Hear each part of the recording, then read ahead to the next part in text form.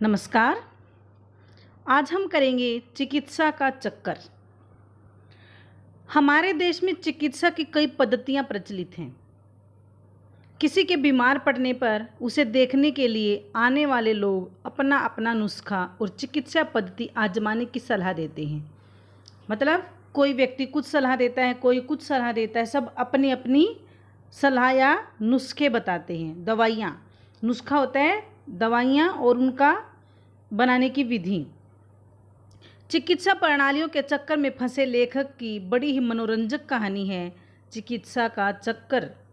मतलब लेखक की यह कहानी है, बड़ी मनोरंजन है कि कैसे वह बीमार हुआ और कैसे कैसे उसका इलाज हुआ और क्या लेखक चाहता था पहले और उसके साथ फिर क्या हुआ जो वह कभी नहीं चाहता होगा। मैं बिल्कुल हट्टा कट्टा आदमी हूँ। मैं शब्द यहाँ लेखक के लिए प्रयोग किया है बेढब जी। बेढब नाम है उनका। कहते हैं बिल्कुल हट्टा कट्टा आदमी हूँ। देखने में मुझे कोई ये नहीं कह सकता कि मैं रोगी हूँ। मेरी आयु लगभग 35 वर्ष की है। आज तक कभी बीमार नहीं पड़ा। लोगों को बीमार देखता था तो बड़ी इच्छा होती थी। लेखक कहता है इसमें मेरी भी बड़ी इच्छा होती थी कि मैं कभी बीमार पड़ूं और मेरे मित्र रिश्तेदार मेरे पास आएं, मेरे पास बैठें और रोनी सी सूरत में मेरा हालचाल पूछें। इस तरह की लेखक की हमेशा इच्छा होती थी। उस समय मैं आनंद की सीमा के उस पार पहुंच जाता, अर्थात जब पत्नी मेरे सिर पर मालिश करती, मेरे पास मेरे दोस्त रिश्तेदार आकर बैठते और हंटले के बिस्कुट, जैसे बीमार को हल्का फुल्का खाना दिया जाता है बिस्किट वगैरह, तो वो बिस्कुट मुझे खाने को मिलेंगे। इस तरह लेखक की इच्छा होती वह कभी बीमार पड़े। हाँ, तो एक दिन मैं हॉकी खेल कर आया, कपड़े उतारे, स्नान किया और शाम को ही भोजन कर लेने की आदत है। पर आज मैच में रिफ्रेशमेंट ज़रा ज़्यादा खा लिया था, इसलिए भूख न थी। श्रीमती जी ने खाने को पूछा तो उन्होंने कहा कि आज तो मैंने कुछ ज़्यादा ही खा लिया, इसलिए खाने की इच्छा नहीं है। तो पत्नी ने कहा कि खा लो, मुझे सिनेमा जाना है, हो सके आने में देरी हो जाए। तो जो लेखक हैं वो कुछ ज़्यादा खाया करते थे। एक बार तो उन्होंने इनकार कर दिया, लेकिन उस दिन थोड़ा ही खाया। मतलब जो ये बताई है उन्होंने डाइट, ये भी थोड़ी हैं। 12 पूरियाँ थी, रोज़ वाली आधा पाव मलाई और बाज़ार से, कहाँ से, प्रसाद जी के यहाँ से, जो वहाँ के फेमस या प्रसिद्ध रसगुल्ले हैं, वो रसगुल्ले आए हुए थे। तो रस तो होगा ही, कल तक संभव कुछ खट्टा हो जाए। 6 रसगुल्ले निगल कर मैंने चारपाई पर धरना दिया। मतलब 6 रसगुल्ले और खा लिए। क्या क्या खाया? 12 पूरी, आधा पाव मलाई, 6 रसगुल्ले, और रसगुल्ले भी छोटे नहीं थे, स्थूल यानी बड़े थे। तो क्या हुआ, पहले भी ज़्यादा खा रखा था। इतना कुछ खाने के बाद अचानक एकाएक 3 बजे रात को नींद खुली। नाभि के नीचे, मतलब पेट के निचले हिस्से में दर्द होना शुरू हुआ। डर था, क्योंकि ऐसे ही समय के लिए औषधियों का राजा, उसको क्या था कि मेरे पास एक ऐसी औषधि है अमृत धारा, जो उसको सदा वह अपने पास रखता था कि इसको लेते ही मेरी बीमारी है, दर्द है, वो छूमंतर हो जाएगा। 1 बार 2 बार 3 बार उसने कई बार उस दवाई को लिया, लेकिन उसकी जो रोग है, बीमारी है, वो किसी प्रकार ठीक नहीं हुई। डॉक्टर साहब सरकारी अस्पताल के थे, तो सुबह सुबह डॉक्टर को बुलाया। कहाँ के डॉक्टर थे? सरकारी अस्पताल के। सब कुछ उसने अपना हाल उसको बताया। तो डॉक्टर की कई की आदत होती है कि जीभ दिखाओ। प्रेमियों को जो मजा प्रेमिकाओं की आंख देखने में आता है, शायद वैसा ही डॉक्टरों को मरीजों की जीभ देखने में आता है। डॉक्टर महोदय मुस्कुराए बोले, घबराने की कोई बात नहीं, दवा पीजिए, 2 खुराक पीते पीते आपका दर्द वैसे गायब हो जाएगा जैसे हिंदुस्तान से सोना गायब हो गया। अर्थात जो डॉक्टर है वो साथ साथ अपनी और बातों को भी उसमें सम्मिलित कर रहा था, अर्थात किसी न किसी तरीके से अपनी बात समझाने की कोशिश कर रहा था। सेक भी आरंभ किया गया, उसको सेका भी गया गर्म पानी से, लेकिन दर्द में कोई कमी नहीं हुई। दोपहर हुई, शाम हुई, पर दर्द कम नहीं हुआ। दर्द ने मुझ पर ऐसा प्रेम दिखलाया कि हटने का नाम न लेता। लोग देखने के लिए आने लगे, घर पर मेला सा लग गया। मतलब बहुत आने जाने वाले आने लग गए, और कोई कुछ कहता, कोई कुछ कहता, मतलब सबकी अपनी अपनी विचारधारा होती। कोई कहता हींग पिला दो, कोई कहता चूना खिला दो, मतलब सब कुछ खिलाया गया, एक जूते के सिवा सब कुछ उसको खिलाया गया। 3 दिन बीत गए, दर्द में कमी नहीं हुई। लोग आते मुझे देखने के लिए, पर किसी न किसी विषय पर चर्चा छिड़ जाती। मतलब जब कई व्यक्ति इकट्ठे होते हैं तो किसी न किसी मुद्दे पर बात करते रहते हैं। ऐसा ही वहाँ पर हुआ। सब आते और किसी न किसी मुद्दे पर बात करने लग जाते, लेकिन लेखक का दर्द ऐसे के ऐसे था।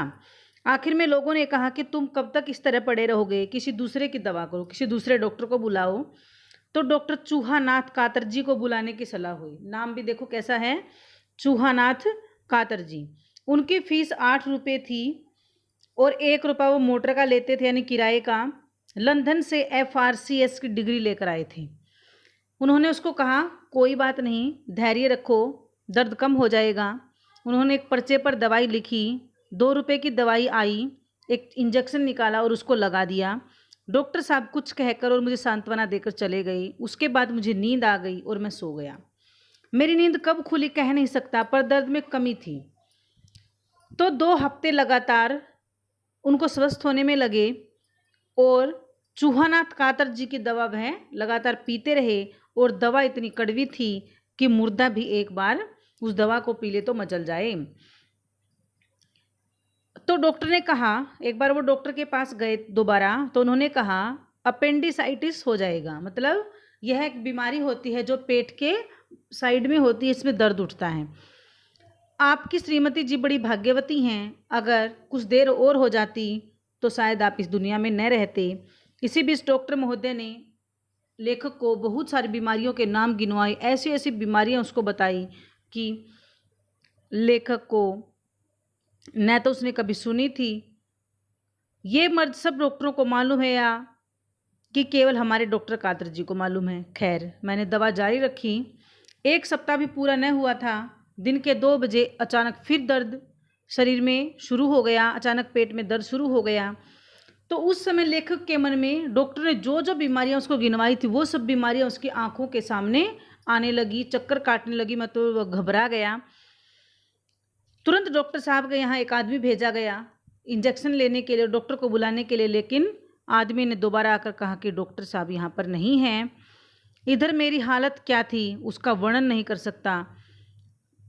जो दर्द है वो लगातार बढ़ रहा था। मित्रों और घर वालों की कॉन्फ्रेंस हो रही थी, मतलब एक दूसरे से बातें कर रहे थे, क्या किया जाए, किसको बुलाया जाए, किसके पास ले जाया जाए। पर निशस्त्रीकरण सम्मेलन की भांति कोई भी तो किसी की बात मानता और न ही कोई निश्चय हो पाता। मतलब कोई भी सलाह या फैसला नहीं हो पाया। मालूम नहीं लोगों में क्या क्या बहसें हुई, कौन कौन से आयुर्वेदाचार्य, रसज्ञ रंजन, चिकित्सा मार्तंड के नाम लिए गए। अंत में कविराज पंडित सुखदेव शास्त्री जी को बुलाने की बात तय हुई। एक सज्जन उन्हें बुलाने के लिए भेजे गए। 45 मिनट बीत गए, परंतु वैद्य जी आए न। भेजे गए सज्जन का कोई पता नहीं चला। एक और दर्द इतना बढ़ रहा था तो वैद्य जी ने पतरा देखा और कहा, बुध के संक्रांति वृत्त से शनि की स्थिरता है। 31 पल 9 विपल में शनि बाहर हो जाएगा और 1:30 घड़ी एकादशी का योग है। इसके समाप्त होते ही मैं चलूँगा। मतलब पंडित ने सब अपने ग्रह नक्षत्र की बातें कही और कहा इसके जाने के बाद ही मैं जाऊँगा। तो उसकी घबराहट और बढ़ गई, दर्द और बढ़ रहा था। आधे घंटे बाद वैद्य जी एक पालकी में तशरीफ लाई। आकर वे मेरे सामने कुर्सी पर बैठ गए। जब कोई उसके पास आता था तो सबसे पहले उसकी वेशभूषा पर ध्यान जरूर देता था। धोती पहने हुए थे, कंधे पर एक सफ़ेद दुपट्टा डाले हुए थे। इसके अतिरिक्त उनके शरीर पर सूत के नाम पर केवल जनेऊ था। एक धागा जो होता है उसको पवित्रता का प्रतीक भी माना जाता है, जिसका रंग देखकर यह शंका होती थी कवि राज्य कुश्ती लड़कर आ रहे हैं। वैद्य जी ने कुछ और ने पूछा, नाड़ी देखी और क्या कहा? वायु का प्रकोप है, क्योंकि वात, पित्त और कफ आयुर्वेद के अनुसार ये 3 ही बीमारियां मानी जाती हैं। वात, पित्त और कफ, इन्हीं के द्वारा शरीर में बहुत सारी बीमारियां हो जाती हैं। यकृत से वायु घूमकर पित्ताशय में प्रवेश कर आंत में जा पहुंची है, जिससे मंदाग्नि का प्रादुर्भाव होता है। जो हमारी जठराग्नि होती है, भोजन पचाने की जो क्षमता होती है, उसमें कुछ समस्या है, इसलिए दर्द उठता है। कविराज जी मालूम नहीं क्या बक रहे हैं। मतलब लेखक ये सोचता है क्या कह रहा है, उसको समझ नहीं आ रही थी वो बातें। उसका दर्द और बढ़ रहा था, छटपटा रहा था। मैंने एक सज्जन से कहा, जरा अलमारी से आपटे का कोस तो लेते आइए। यह सुनकर लोग चकराए कि इसको लेखक को एकदम से क्या हुआ, यह होश में है या नहीं। तो वैद्य जी ने सुश्रुत अपनी पुस्तक में श्लोक सुनाने लगे और अंत में कहा, देखिए मैं दवा देता हूँ और अभी आपको लाभ होगा। पंडित जी ने दवा दी और कहा, अदरक के रस में औषधि का सेवन करना होगा। खैर साहब फीस दी गई। किसी प्रकार वैद्य जी से पिंड छूटा। लेखक चाहते थे कि ये वैद्य कब यहाँ से जाए, अर्थात वैद्य की दवा उन्होंने पी, कभी उनको आराम हो जाता, कभी नहीं होता। उसके बाद हकीम साहब को बुलाया गया। हकीम साहब बहुत फैंसी थे। सर्दी के मौसम में भी कुर्ता, चिकन का कुर्ता और पायजामा पहने हुए थे, परंतु ईमानदार थे। जैसे ही वे आए, लेखक की दृष्टि उसी के ऊपर टिकी हुई थी। उन्होंने उसको कहा, बताओ, फरमाओ। तो उन्होंने कहा, मर रहा हूँ। आते ही सलाम किया, मुस्कुराते बड़े अंदाज से बोले, मिजाज कैसा है?